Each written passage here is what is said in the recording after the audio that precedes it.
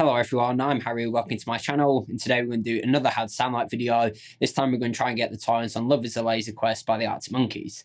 So before we get started, if you like this sound like video at any point, please leave a like, comment and subscribe, and hit the little bell notification for me as well. It really does help me out a lot, and that way you won't miss out on any of my future uploads. There's going to be affiliate links down in the description to all the gear I used in this video and to record my videos. These do help support the channel out further, so I'd really appreciate it. Go and check them out. So I should say I couldn't find a full multi-track for this. I had to program in the drums and record the bass, so hopefully it'll be close enough, or close enough for us to get the guitar tones close enough anyway. So this is another great song, I've Stuck It in C, which is an album that's full of some really great kind of ambient-y sounding guitar tones throughout, and it's one of my personal favourites.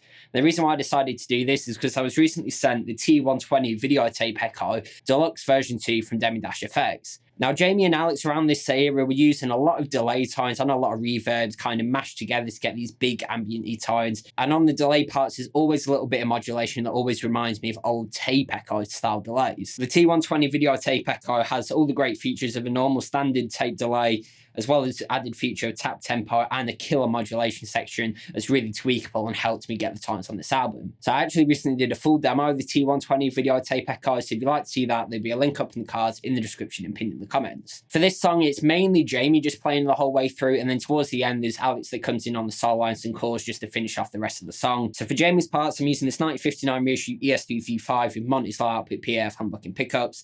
Then I'm actually running into the Royal Velvet by Greer amps. This is giving me a Vox flavored drive sound because I don't actually own a Vox amp, and this is the closest thing to what Jamie would have been using, like his Bad Cats and Matchless amps. Then that's running into the Videotape Echo. It's got quite a fast delay on with a few repeats, but the main thing we're getting from this is that modulation section and the delays that are trailing on. Then after that, it goes into a big reverb sound. Now, you might think the reverb would wash out the delay, but the delay having those repeats and that modulation really determines how the reverb reacts and gets us so much closer to the original song. So for that, I'm using the plate reverb out the Collider by Source Audio.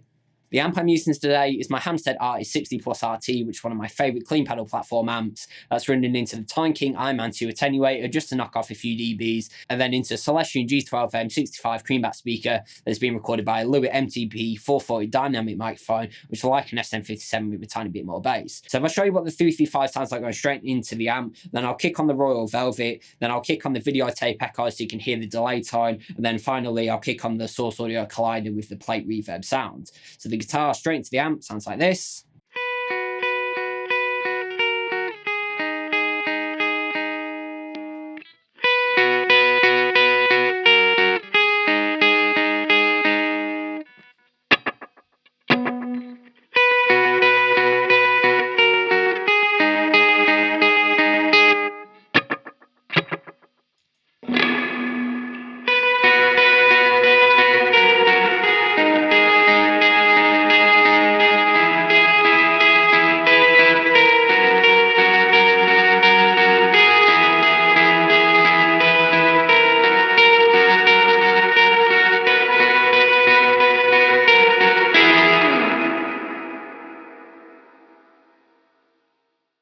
So there you go, you can hear what each pedal was doing to our tone. The Royal Velvet giving us that Vox amp flavour, the T120 giving us that nice, quick delay tone with some modulation, and then the Source Audio Collider giving us that big plate reverb sound. So I'll pull that track isolated from the intro song now. You'll see the settings of the T120 Videotape Echo on screen, and just bear in mind we have the Royal Velvet giving us that Vox flavour, and then the Source Audio Collider giving us that plate reverb tone. So that track isolated from the intro song sounds like this.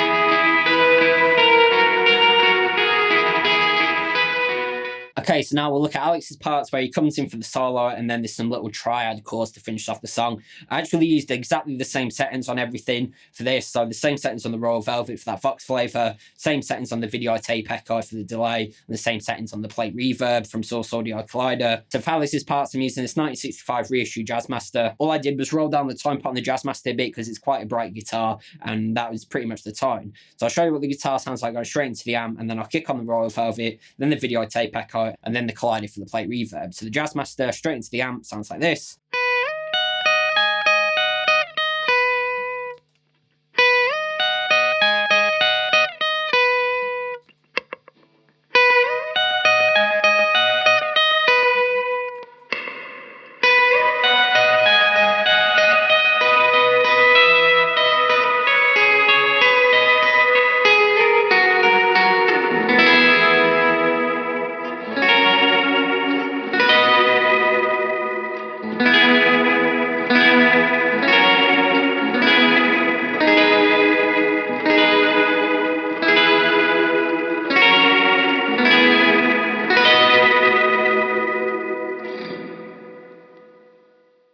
So there you go, you can hear what each pedal is doing to the Jazzmaster tone, to the Royal Velvet giving us that Vox amp flavour, the T120 Videotape Echo giving us that delay with the modulation, and then the plate reverb coming from the Collider by Source Audio. So I'll pull that track isolated from the intro song now. You'll see the settings of the T120 Videotape Echo on screen, and just bearing in mind we had the Royal Velvet for the Vox amp flavour and the Collider giving us that plate reverb.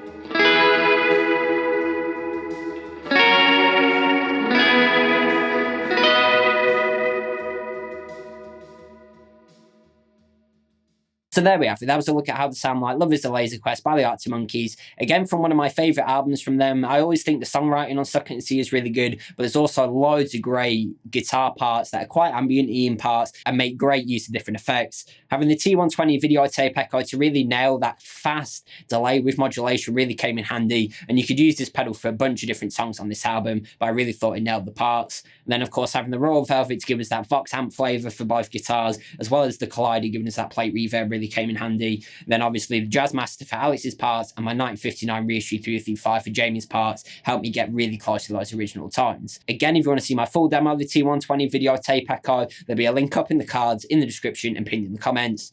But let me know down in the comments how close you thought I got to the original song and any future How to Sound Like videos you'd like to see me do. Again, there's going to be affiliate links down in the description to every piece of gear I used in this video and to record my videos. These do help support the channel out further, so I'd really appreciate if you go and check them out. If you did like this Sound Like video, please leave a like, comment, and subscribe, and hit the little bell notification for me as well. It really does help me out a lot, and that way I won't miss out on any of my future uploads. Other than that, go onto my channel, check out some of my playlists. I have plenty more lessons, covers, gear demos, how to sound like videos, and anything guitar related. As always, I've been Harry, and thanks for watching.